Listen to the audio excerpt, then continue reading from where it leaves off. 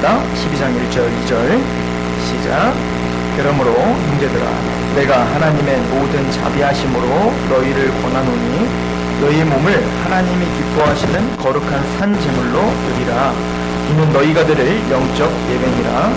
너희는 이 세대를 본받지 말고 오직 마음을 새롭게 함으로 변화를 받아 하나님의 선하시고 기뻐하시고 온전하신 뜻이 무엇인지 분별하도록 하라.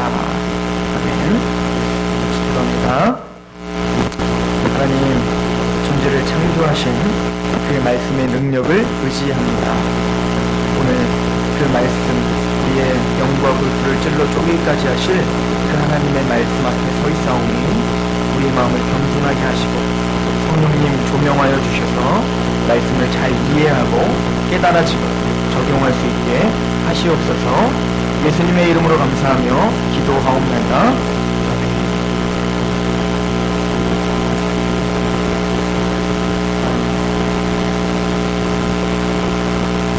우리가 지난주에 제자도에 대해서 공부해봤습니다. 제자는 특별한 사람이 제자가 아니라 구원함을 받아 예수님을 믿습니다 라고 하는 모든 사람들이 제자다 라고 하는 것을 우리가 공부해봤죠.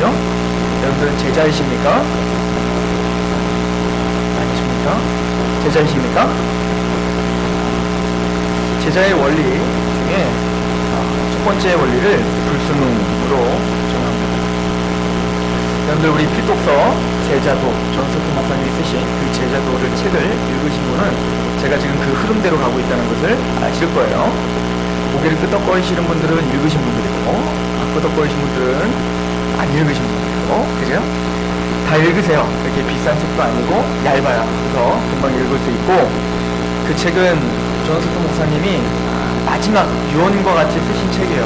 얼마나 많은 책들을 썼고 얼마나 많은 이야기들을 했겠습니까? 그런데 그분이 마지막 삶을 정리하면서 기독교인이라면, 내가 진짜 구원받은 성도라면 이 정도는 가장 중요한 거 아닌가, 가장 중요한 덕목 아닌가 라고 평생에 걸쳐 생각한 것을 써내려간 거예요. 그래서 저도 그분을 존중하는 마음으로 그 흐름대로 지금 설교를 해나가려고 하고, 또 여러분들이 계속되는 설교 가운데 마음을 먹으시기를 내가 제자 훈련 받고 있구나 라고 하는 생각으로 예배 때 오시길 소망합니다. 그냥 예배 드리러 왔다 물론 맞지만 메시지는 굉장히 강한 메시지가 선포될 거예요. 그 강하다는 얘기는 어느 정도 수준이 돼야 여러분들이 들을 수 있는 수준이라는 게 아니라 성경 그대로를 말씀드릴 거라는 얘기죠. 그렇기 때문에 내가 제자면 그래, 이번 기회에 내가 제자로서 나의 삶을 한번 점검해 보리라.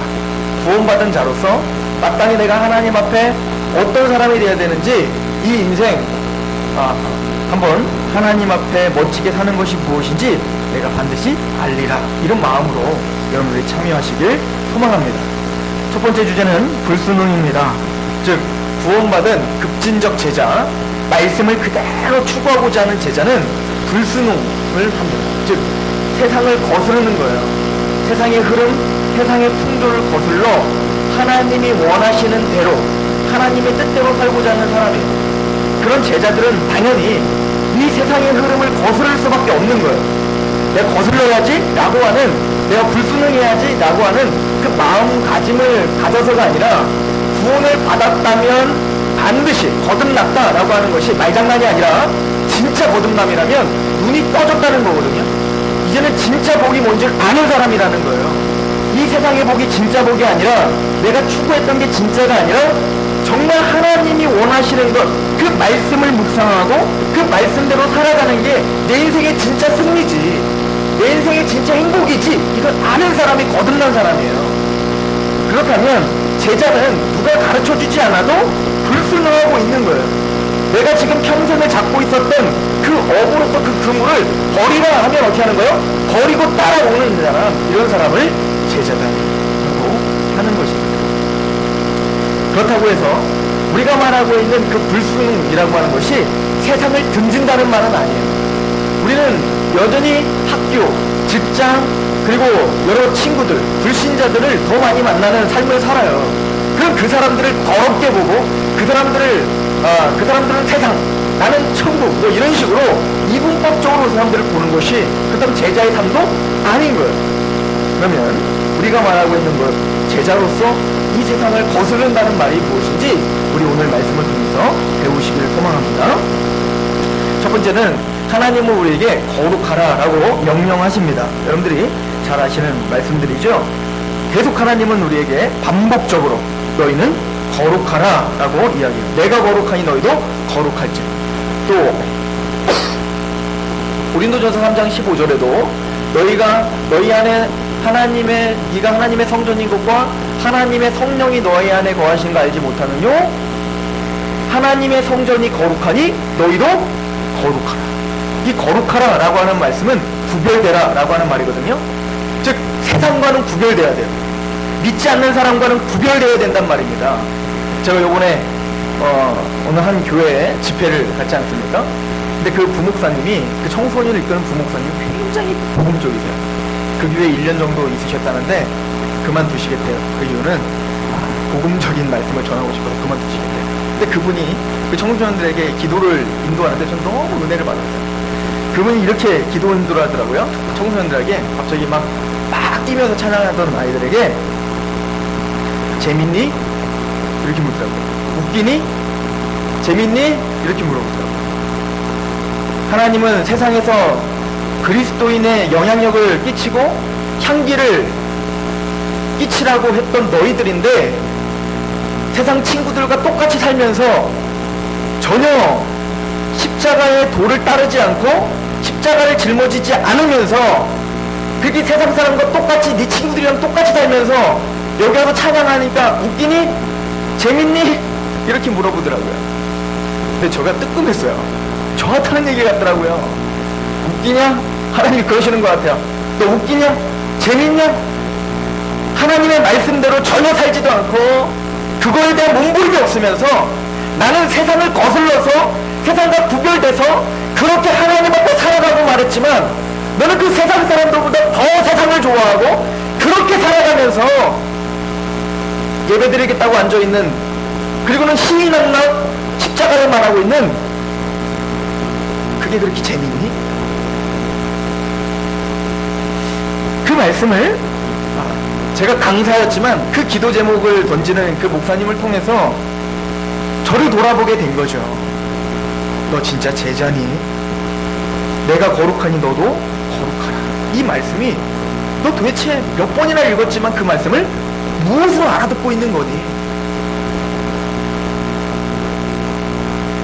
그렇다고 해서 하나님이 우리에게 원하시는 건, 그러니까 너는 학교 때려쳐, 직장 그만둬, 그리고 산 위로 올라가서 나만 찬양해. 하나님 그거 원하시지도 않아요. 또 여전히 직장에 남아있으라는 거예요. 열심히 일하는 거예요. 열심히 공부하는 거예요. 믿지 않는 친구들이 조롱하고 핍박하는데 거기에 좀 남아있으라는 거예요. 하나님 나 여기 있으면 그 흐름에 힘없이 흘러가는 거 아시잖아요. 알아고 거기서 버텨 라고 우리에게 말하는 거예요.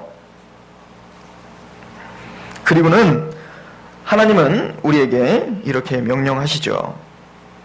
에베소서 1장에 보면 또 만물을 그의 발 아래 복종하게 하시고 그를 만물 위에 교회의 머리로 삼으셨느니라. 교회는 그의 몸이니 만물 안에서 만물을 충만하게 하시는 이의 충만이니라. 이게 무슨 말이냐면 구원받은 너희 교회는 만물 밖에 있는 게 아니라, 맞아, 타락했고 죄악 덩어리인 이 만물 안에 있어. 내가 그걸 의도했어. 그래서 믿지 않는 가족에게, 믿지 않는 친구들에게 그곳에 내가 너를 남겨놨다고. 그거 아니라면, 뭔가 이유가 없다면 내가 굳이 구원시키고 여기 왜 냅두겠니? 그냥 천국으로 보내지. 내가 너를 천국에 보내지 않고 구원받은 다음에 30년, 아니 70년, 아니 100년을 이 땅에서 살게 하는 이유는 뭔가 내가 목적이 있지 않겠니?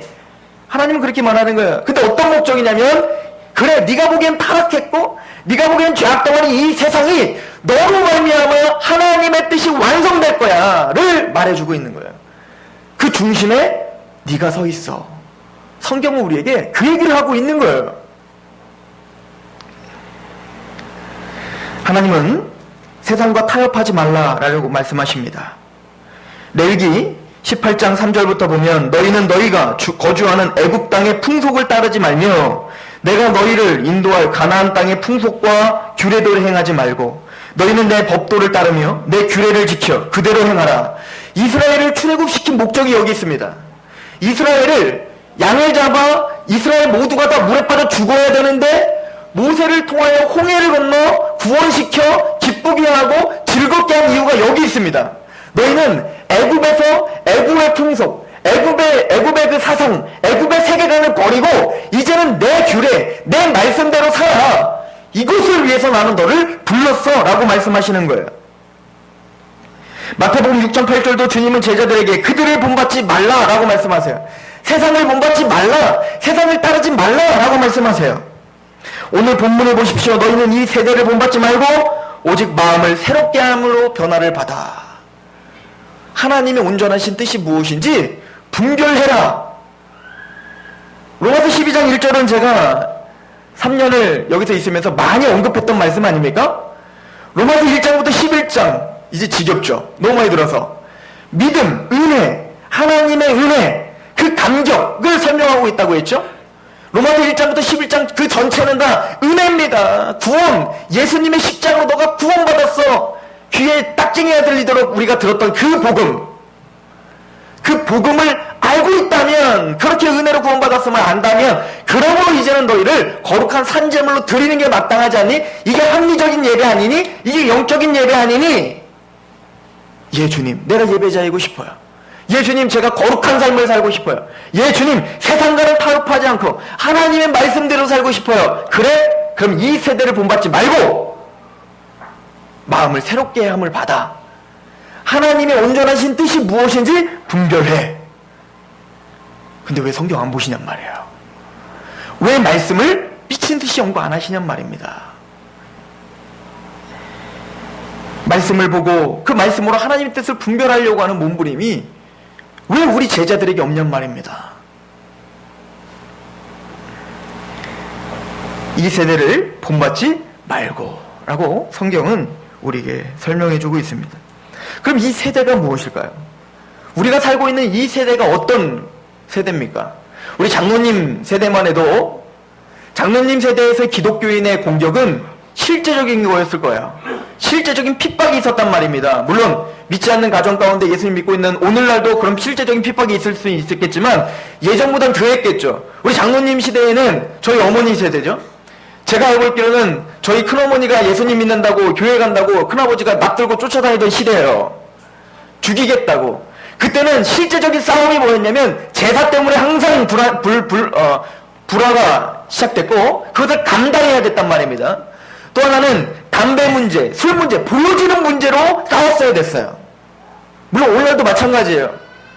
그럼 보여지는 것, 술 문제가 너무 강했어요. 그 선교사님들은 우리나라에 처음에 복음을 전하고 이 술을 금주령을 내렸던 이유가 있어요. 그 이유는 우리나라는 술 문화가 아주 이상한 문화거든요. 신사적으로 먹고 한 잔 마시는 문화가 아니라 먹고 죽자는 문화이기 때문에 술을 먹고 자꾸 게다가 부인들을 자꾸 때리는 거예요. 이게 보통 우리나라 남자들의 문화였던 거예요. 그걸 알았기 때문에 선교사는 믿음이 있으면 술 끊어야 된다는 것을 강하게 얘기했던 시대였어요. 담배를 끊어야 된다고 했던 시대였답니다. 그래서 담배를 끊고 술을 끊으면 신앙이 좋다라고 이야기할 수 있었던 시대였어요. 왜? 그때는 진짜 그게 본격적이고 아주 강력한 싸움이었기 때문에 그래요. 그러나 오늘날은 더 힘든 싸움을 우린 싸워야 돼요. 왜냐면 그런 보여지고 그런 물리적인 핍박이 아니라 은근히 우리를 잡아 끌어가는 세상의 풍조는 보이지가 않아요. 딱 부러지게 이건 죄가 아니다라고 우리가 확실하게 정할 수 있는 그런 시대가 아니라는 거예요. 우리가 살아가는 모든 문화가 알게 모르게 하나님의 말씀을 대적하는 문화로 변질돼 가고 있는 거예요. 이런 시대에 살고 있어요. 그래서 우리는 깨어 있어야 되는 거예요. 요즘을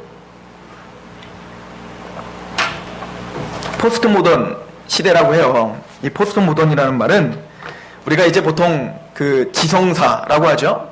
철학을 공부하는 것을 철학관 차리려고 철학을 공부하는 게 아니라 사실은 우리가 인식하지 못하는 사이에 이 세상은 이 철학적인 개념이 지금 계속 세상을 이끌어가고 있거든요. 그래서 지금 풍미하고 있는 그 철학과 사조가 무엇인지가 우리가 살아가고 있는 시대의 정신인 거예요. 예를 들어서 중세시대를 잘 아시죠? 카톨릭이 득세했던 그 시대. 그때는 하나님의 말씀이 이 자연세상, 이 모든 세상을 지배하던 시기였어요. 그런데 그게 좋아 보이는 것 같지만 좋지 않은 시기였어요. 왜냐면 이분법적으로 딱 하늘과 땅을 딱 선을 긋는 거예요. 그리고는 땅은 더럽고 하늘은 깨끗하다고 생각했어요. 그래서 교회 안은 깨끗하고 교회 밖은 더럽다고 생각했던 것이 중세시대예요. 이건 성경적이지 않아요.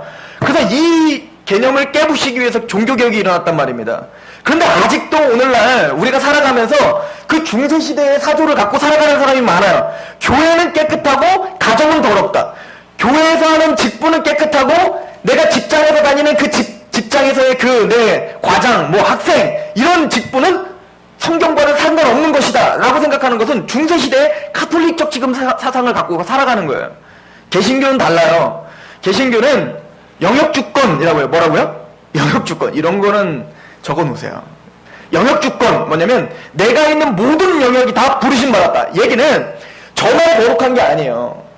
하나님은 나만 구원받은 나를 목회자로 세운 저만 소명이 있는 게 아니라 가정주부로 세운 여러분들, 직장으로 지금 직장인으로서 하나님이 부르신 거, 또 내가 학생으로 부르신 거, 그것도 하나님의 거룩한 소명이라는 거예요. 이게 종교개혁이에요. 여러분들이 그런 마음으로 살고 계십니까? 여러분들, 제가 설교를 하면서 설교를 막 하다가 갑자기 이곳에서 설교를 안 하고 딴짓을 해요. 자꾸 여기서 설교를 안 하고 맨날 노래 틀어놓고 맨날 춤춰. 여기서 막 춤추고 기도하겠습니다. 그렇게 끝냈어요. 제가 이곳에서 설교를 안 하고 계속 여기서 물 먹는 막 쇼를 하다가 막 그 혼자 차력 같은 거 하다가 여러분들 웃기다가 자 기도하겠습니다. 끝났어요. 저를 어떻게 보겠습니까? 타락했다고 보지 않겠습니까? 하나님의 사람이 아니라고 보지 않겠습니까? 그렇다면 여러분들은 똑같은 기독교적인 세계관을 갖고 있다면 여러분들이 직장 가운데서 하나님의 말씀대로 몸부림치지 않으면 지금 저의 그 상황과 똑같다니까요. 그런데 이게 느껴지지 않는다면 우린 중세시대에 살고 있는 거예요. 지금 그 중세시대는 바로 그런 이분법적인 사고체계 가운데 우리의 신앙을 박살시켰단 말입니다. 근데 그 다음 시대를 우린 뭐라고 하냐면 근대라고 해요. 근대는 이성과 계몽주의, 과학 만능주의가 시작됐어요. 그 얘기는 이제는 성경의 권위보다는 과학이 더 우월하다라고 생각했던 시기였어요. 그래서 성경은 이거는 하나의 신화야 라고 치부해버리기 시작한 거죠. 그리고는 어떤 이성, 내가 뭔가 과학이 발달하면 사람들은 행복해질 수 있고, 그리고 내가 더 공부하고 배우면 우린 더 행복해질 수 있다라고는 지성 만능주의 시대, 이게 바로 근대예요. 자, 그런데 이 근대 시절이 무너진 계기가 있어요. 이게 뭐냐면 1차, 2차 세계대전이에요. 과학이 발전하면 사람이 행복할 줄 알았더니 그 발전된 과학을 통하여서 뭐가 일어났어요? 대저주가 일어났단 말입니다. 그것을 통해서 뭐냐면 절대적인 어떤 이성도 아니구나, 행복을 줄 수 없구나를 깨달은 거예요. 그럼 다시 어디로 돌아가면 돼요? 다시 성경으로 돌아가면 되잖아요. 근데 사람들은 성경으로 돌아가지 않아요. 그 시대에 살고 있는 게 우리는 뭐라? 포스트 모던이에요. 그럼 이 시대는 어떤 시대냐? 이제는 절대 진리 없다. 성경도 절대 진리가 아니고 어떤 개개인적인 과학, 이성 이것도 절대 진리가 아니야. 그럼 뭐죠? 느낌이에요. 느낌. 내가 느낌이 좋으면 진리예요. 내가 행복하면 진리예요. 이게 지금 우리가 살고 있는 시대예요. 그래서 지금 청소년들을 한번 생각하기를 싫어해요. 네 인생을 한번 그려봐. 네 인생에 어떻게 이 나라에 이바지해야 될지, 하나님 나라에 어떻게 이바지해야 될지. 그럼 모든 친구들 다 어떻게 하는지 아십니까? 기겁하고 도망가요. 그냥 이어폰 꽂고 나의 감정을 자극해주는 그 음악 들으면서 그냥 지금 당장 보이는 내 재미만을 추구하는 식인 거예요. 이게 왜 문제인가? 그러면 이 강한 흐름, 이 시대적 흐름을, 그럼 성경은 교회는 그것을 거슬러야 된다고 말하는데, 교회는 그걸 거슬르는 게 아니라 교회는 그걸 어떻게 해요? 쫓아가기 바쁜 거예요. 그럼 어떻게 될까요? 하나님의 말씀이 선포되기보다는 그 시대를 따라가는 거예요. 그래서 뭐죠? 이 생각하고 말씀을 연구하고 말씀대로 몸을 쳐 복종시키는 그 하나님의 원래 제자에게 말했던 그 삶을 다 망가뜨려버리고 느낌을 중요시 여기는 거예요. 그래서 뭔가 내가 느낌이 좋아요. 여러분들 예배에서 은혜 받았다, 은혜 받지 못했다, 이거 뭘로 기준을 따집니까? 여러분들 말씀이 내가 뭔가 좋았다 안 좋았다잖아요. 근데 예배의 은혜는 그런 게 아니에요. 예배는 내가 몸을 쳐서 이곳에 온 것부터가 예배예요. 그리고 이곳에서 내가 이해가 됐든 안 됐든 1차적으로는 하나님께 그 시간을 드렸다는 것이 예배인 거예요.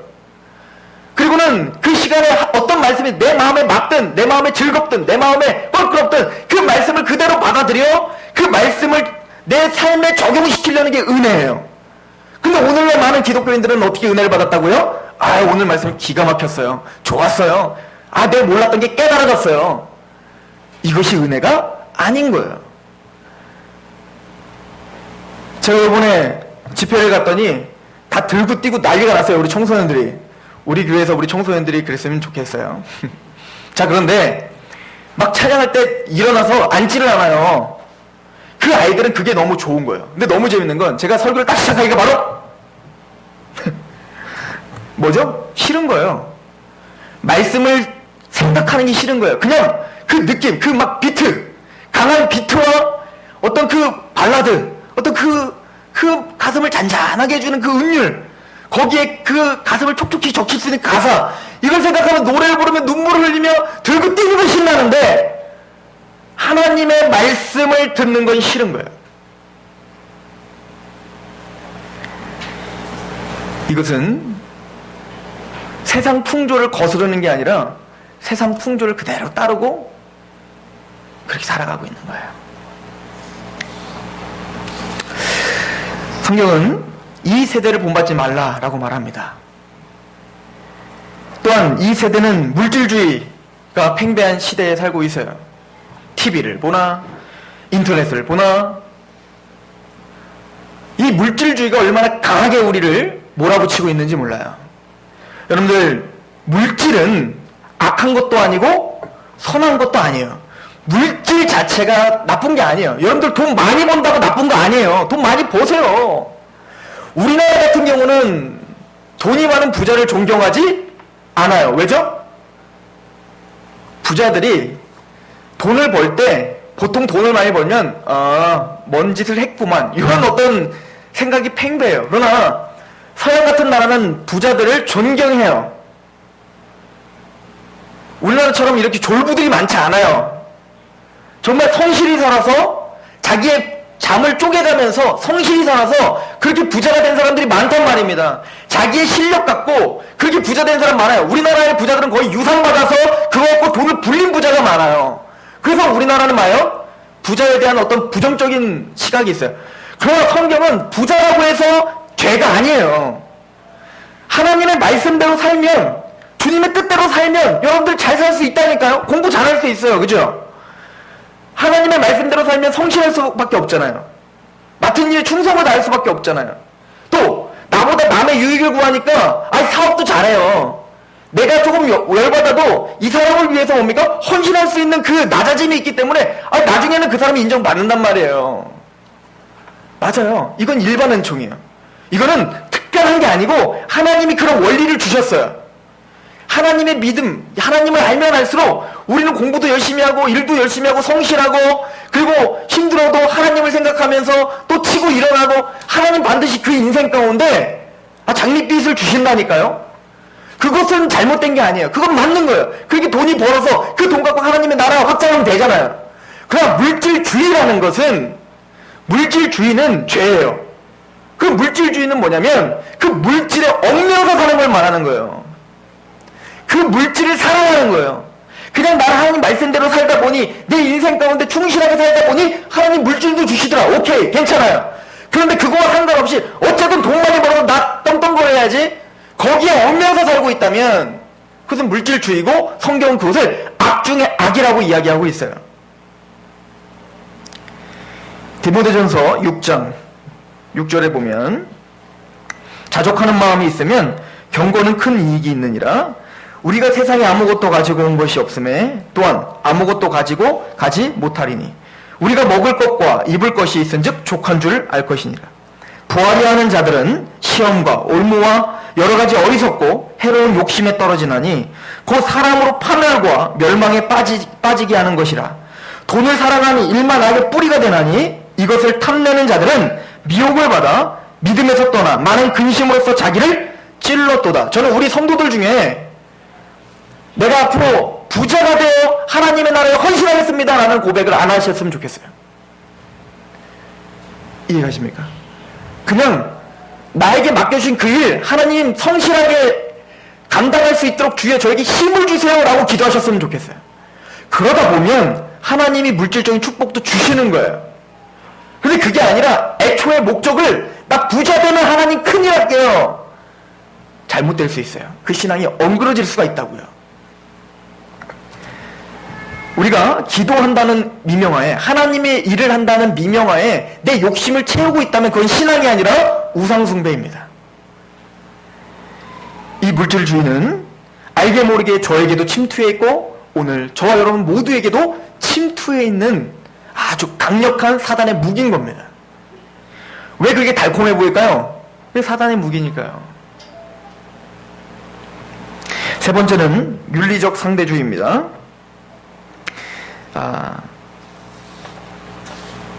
제가 예전에 알고 있었던 친구가 연예계 쪽에서 일하고 있었어요.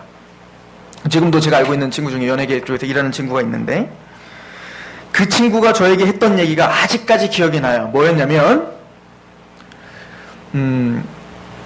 한참 성상남 문제가 이슈화가 됐을 때 그런 얘기를 하더라고요. 남자친구와도 잠자리를 쉽게 갔는데 한 번만 그 사람과 자면 내 모든 인생이 달라지는데 넘어가기 쉽지 않겠어? 라고 저에게 물어보는 거예요. 전 그 아이에게서 그런 이야기를 할 때 깜짝 놀랐어요. 알게 모르게 윤리적 상대주의가 팽배해요. 성경은 철두철미하게 하나님의 말씀은 창조 때부터 지금까지 변화됨이 없어요. 그런데 이 윤리적 상대주의는 그 시대마다 하나님의 말씀보다 더 권위 있게 우리를 짓누르고 있어요. 혼전동거 예전에 한참 TV에서 모든 건 이 매스컴과 대중문화가 항상 주도해요. 그 옥탑방 고양이라는 게 한번 그 방송한 적이 있어요. 이게 뭐냐면 결혼하지 않은 남녀가 옥탑방에서 같이 사는 거예요. 근데 그것을 얼마나 아름답게 표현했는지 그 당시에 모든 청소년들이 나도 결혼은 하기 싫고 결혼은 항상 보세요. 여러분들 요즘 드라마가 어때요? 결혼하면은 무조건 뭐가 나와요? 바람 피는 거 나오죠? 이혼하는 거 나오죠? 막 부부싸움에서 막 남편들 그리고 요즘에 드라마 잘 보세요. 얼마나 시대가 악한가. 부부끼리의 그 사랑을 미화시키지 않고 그 부부는 항상 갈등이 있고 뭔가 문제가 있어. 그리고 서로 이해하지 못하는 것으로 그리고는 그 남편이 그 부인이 다른 어떤 남자친구를 얻었을 때 그게 사랑인 것처럼 미워하고 이제는 그 남편은 뭡니까? 악이 돼버리는 거예요. 뭔가 이 사랑을 방해하고 있는 방해꾼. 이게 지금 현대 드라마의 모습이에요. 설문조사를 했대요. 여자들 중에 43%가 남자친구가 있대요. 결혼하신 분들 중에. 이런 대중문화들이 지금 잠식해 들어오고 있는 거예요. 그래서 제가 대전에서 사역할 때 어떤 청소년이 저에게 이런 이야기를 해요. 자기는 결혼 안 하겠다는 거예요. 그리고 자기는 동거하겠다는 거예요. 저 깜짝 놀랐죠. 야, 결혼만 하는데 동거는 왜? 동거는 아름답잖아요. 동거는 예쁘잖아요. 그 동거를 통해서 예쁜 사랑을 할 수 있잖아요. 이거 누가 만든 거예요? 대중매체가 지금 청소년들의 마음을 그렇게 뒤집어 엎고 있는 거예요. 이게 상대적 윤리주의, 상대적 윤리예요. 하나님의 말씀은 그게 죄라고 말하고 혐오스럽다고 말하고 지금 당장 하나님이 다 갈기갈기 찢어서 지옥에 던지더라도 현탄할 만큼 그게 얼마나 큰 죄악이라고 말하고 있는데 오늘날 세대는 그것이 아름답다라고 이야기하고 있는 시대예요. 지금 저는 이 하나만 이야기했지만 이것이 모든 문제에 지금 파급 효과를 갖고 있다는 얘기예요. 제가 SNS를 한참 재밌게 하다가 저는 스마트폰을 여러분들 훨씬 일찍 샀거든요. SNS를 한참 한 2년 정도를 열심히 하다가 때려쳤어요. 다 그만뒀어요. 그 SNS를 통하여서 얼마나 상대적 박탈감이 생기는 줄 아십니까? 요즘 그 젊은 세대들 중에 부부싸움이 왜 많이 일어나는 줄 아세요? 얘네들은 여기 놀러 갔는데? 얘네들은 이것도 샀네? 이 아이한테 이것도 해줬네? 저것도 해줬네? 그러니까 나도 경쟁심이 붙어갖고 어떻게 하죠? 나도 좋은 것만 막 좋은 거 막, 아름다운 거 막, 맨날 지지고 고 싸우면서, 그 SNS에 올릴 때는 막 행복한 거 막, 그러니까 또 제대로, 또 경쟁하고, 이게 지금 병들어 있는 거예요. 그게 행복이고, 그게 삶의 전부인 거예요. 우린 너무 쉽게 그런 것들을 받아들이며 살고 있는 거예요. 이 세대의 문화를 우린 너무 쉽게 굴복하며 살아가고 있는 거예요.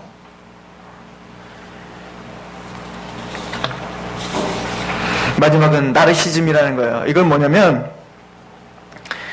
그리스 신화에 나오는 이야기라고 합니다. 나르시스라고 하는 멋진 남자가 있었는데 배를 타고 가다가 이렇게 보니까 물 위에 자기가 비춰지는 모습을 보니까 너무 멋있어. 너무 이쁜 거예요, 자기가. 그래서 거기에 너무 매력되어 그걸 보다가 나중에는 그 물에 빠져서 죽었어요. 이게 나르시즘. 이게 뭐냐면 자기 사랑, 내 사랑, 나, 자기 사랑. 여러분들 오늘날 청소년들이 얼마나 공감을 못하는 줄 아십니까? 내 친구가 두드려 맞고 있어도 그거에 대한 아픔이 없는 시대예요. 누군가가 내 옆에서 힘든 그런 고통을 당하고 있어도 걔는 걔지, 나는 난데 공감을 못하는 시대예요. 왜냐면 전두엽이 마비가 됐기 때문에 게임을 하도 해서 스마트폰을 봐서 자기의 어떤 지금 당장의 쾌락과 기쁨 그것만을 추구하지 남들을 공감하지 못해. 거기서는 절대 리더가 나오지 않아요. 저는 가만히 곰곰이 생각해봤어요. 우리 아들을 앞으로 교육해야 되니까 그 아들이 정말 세계적인 리더가 되고 싶다. 이거 다 꿈이잖아요. 그런데 세계적인 리더가 되고 진짜 지도자가 나오려면 공감 능력이 있어야 돼요. 나를 사랑하기보다 남을 더 사랑하고 나이가 좀 희생하더라도 이 사람을 위해서 뭔가 내 몸을 던질 수 있는 그 공감 능력이 있어야 진짜 리더가 생긴단 말이에요. 왠지 아세요? 남의 필요가 보여야 뭔가가 나와요. 내가 봤더니 이 사람 너무 불편해. 그 불편한 걸 어떻게 하면 해소해 줄 수 있지? 그러면은 기가 막힌 상품이 나오는 거예요. 내가 이 사람이 너무 불편해. 그것 때문에 밤잠을 설쳐요. 이 사람 너무 힘든데? 이 사람 맨날 눈물이 나는 거예요. 내 마음처럼 그 사람의 어떤 고통이 내 마음처럼 자꾸 쏟아지는 거예요. 그럼 고민이라는 거예요. 어떻게 하면 그 사람의 고통을 내가 조금 해결해 줄 수 있을까? 거기서 올바른 정치가 나오는 거예요. 우리는 지금 자기 사랑에 빠져있는 시대에 살고 있어요. 이기적인 시대죠. 나만 잘 먹고 잘 살면 돼요. 나만 행복하면 돼요. 내 자식만 행복하면 되지 남 자식은 도태해도 돼요. 이런 교육과 이런 시대에 우리는 살고 있다고요. 어떤 사람들이 이렇게 말합니다. 자기 사랑이 부족해서 남을 사랑 못하는 거예요 라고 말을 해요. 그래서 이웃을 내 몸같이 사랑하라는 말을 이렇게 해서 그래요.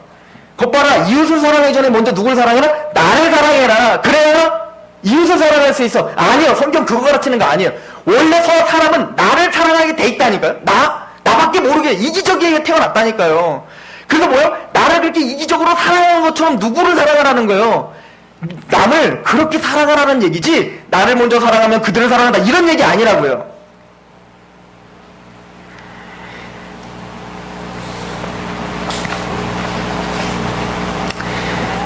얼마 전에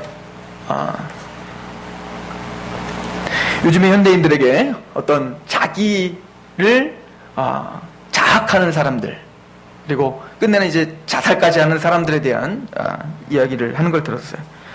어찌 보면 그 사람들은 자기 사랑이 부족하다고 생각하겠지만 아니에요. 그 사람들은 자기 사랑만을 생각했기 때문에 나만 생기기 때문에 그런 극단적인 것을 취하는 거예요. 만약 남을 사랑했다면 그럴 수 없는 거예요. 즉 이 시대의 문제는 나를 사랑하지 못해서가 아니라 너무 나만 생각해서 문제인 거예요. 성경은 우리에게 요구합니다. 누가복음 9장 23절 또 무리에게 이르시되 아무든지 나를 따라오려거든 자기를 어떻게 하고 자기를 부인하고 날마다 자기 십자가를 지고 나를 따를 것이다. 그것이 행복이라는 걸 알게 될 거라는 거예요. 지선아 사랑해를 쓴 지선자매를 여러분들 아시죠? 그 자매는 진짜 이쁘게 생겼다가 뒤에 오는 음주운전자가 차를 박아서 온몸에 화상을 입어서 완전히 얼굴이 다 일그러졌어요. 그 자매는 자기 자신만을 위해서 살았던 그 마음으로는 자기를 인정할 수가 없었던 거예요. 왜요? 자기가 믿었던 자기 자신이 어그러졌기 때문에. 그런데 지선자매는 하나님을 다시 한번 만나고 하나님의 은혜를 받아 누구를 바라보게 됐냐면 나를 바라보는 게 아니라 남을 바라보기 시작했어요. 나보다 더 고통당하고 있는 사람들, 나보다 더 고통당하는 사람들이 보이기 시작했어요. 자기의 고통을 통하여 남의 고통이 보이기 시작했다고요. 그리고 그때서야 진짜 자기를 사랑하기 시작한 거예요. 왜 하나님이 우리에게 하나님에게 집중하라 라고 말할까요? 나를 목숨을 다하고 뜻을 다하고 성품을 다해 사랑해 라고 말하고, 그리고 두 번째 계명을 뭐라고요? 내 이웃을 사랑하라고 말할까요? 여러분들이 정말 신앙인이고 하나님을 믿고 있다면 그 사랑은 반드시 뭘로다가 증명해줘야 돼요? 나 중심이 아닌 자기를 부인하고 남을 사랑하는 마음으로 그 신앙이 반드시 도출돼야 된다는 거예요. 이게 뭐냐면 율법과 선지자라 라고 말했어요. 율법과 선지자는 구약 성경 전체를 말하거든요. 즉 구약 성경 전체에서 이거 말하는 거예요. 하나님 사랑, 이웃 사랑. 그리고 하나님 사랑과 이웃 사랑은 뭘로 딱 결론이 져죠? 하나님 사랑. 하나님에게 집중하면 자연스럽게 나보다는 남에 대한 공감 능력이 생기는 거예요. 그럼 그 사람이 참 행복을 느껴요. 나를 위해서 달려갔던 사람이 왜 그렇게 행복감이 없죠? 그렇게 살았다가 나중에는 왜 그것들을 그만두고 왜 자꾸 베풀죠? 왜 사회에 자기 재산을 환원하죠? 그게 진짜 행복이라는 것을 아는 수준까지 갔기 때문에 그런 거예요. 저는 이 시대의 정신, 나를 사랑하는 마음을 탈피하고 나를 부인하고 남을 사랑하십시오. 그게 나를 사랑하는 방법인 거예요. 내가 살 수 있고 내가 행복할 수 있는 방법이 거기 있는 거예요. 불순응이란 단순히 이 세상을 제대로 알아 그것을 반대하는 것으로 끝나는 게 아니라, 그렇다면 뒤를 돌아 뭔가를 목적을 두고 쫓아가는 삶이에요. 우린 바로 예수님을 닮아가셔야 됩니다. 주님은 이 세상을 본받지 말고 하나님의 선하시고 온전한 뜻이 무엇인지 분별하라 라고 오늘 본문에 이야기하고 있습니다. 그 뜻을 분별하기 위하여 빛의 자녀들처럼 우리는 빛 되시는 예수 그리스도를 만나셔야 돼요. 그러기 위해 우린 말씀을 봅니다. 하나님의 말씀을 봐요. 제가 어제도 그걸 좀 느꼈어요. 그저께도 한번 말씀을 쫙 읽어보는 거예요. 이상하게 그 말씀이 저의 생각을 변화시키고 있는 게 느껴져요. 말씀을 가만히 읽다 보면 내 생각이 정리되는 게 느껴져요. 제가 목회를 하면서 제 나름대로 풀리지 않는 숙제들이 많이 있을 거 아닙니까? 제 개인적으로나 또 우리 성도들을 바라볼 때나 여러 가지로 혼자 고민하는데 답이 안 나와요. 그래서 말씀 보자. 그 말씀을 가만히 읽는데 거기에 예수님의 음성이 있어요. 거기에 예수님이 이런 상황 속에서 어떻게 했는가에 대한 이야기가 나와요. 거기에 하나님이 나를 통해서 이 땅에서 지금 뭘 하고 싶은지에 대한 하나님의 꿈과 하나님의 어떤 그 목적이 보여요. 그리고 내 생각이 정리가 돼가고 있어요. 제자이십니까? 저는 이 세상에 타협하여 세상의 웃음거리가 되는 그런 말뿐인 제자가 아니라 급진적 제자, 하나님의 말씀 앞에 이 세대를 바로 알고 그 세대를 거스르고 하나님의 말씀에 집중하여 그렇게 승리하는 그런 제자, 그런 제자가 저와 여러분이길 소망합니다. 기도하겠습니다. 하나님, 이 세대를 본받지 않고 하나님의 뜻을 분별하고 하나님의 말씀과 하나님의 그 소원을 알아 그 소원을 이루어 드리고자 하는 그런 제자가 되게 하시옵소서. 하나님을 지극히 사랑하고 하나님을 사랑하면 할수록 내 옆에 있는 형제 자매들의 그 고통과 그 필요들이 보이게 하여 주시옵소서. 그래서 나를 부인하고 그들을 섬기며 살아갈 때 하나님이 왜 그렇게 나에게 요구하셨는지, 왜 나에게 이렇게 십자가의 길을 따르게 하셨는지에 대한 그 부활의 기쁨을 만끽하게 하시옵소서. 우리 귀한 하나님의 성도들, 복음을 아는 사람들입니다. 복음을 아는 사람들답게 그렇게 승리하며 살게 하시옵소서. 예수님의 이름으로 감사하며 기도하옵나이다. 아멘. 우리 하나님 앞에 찬양합시다.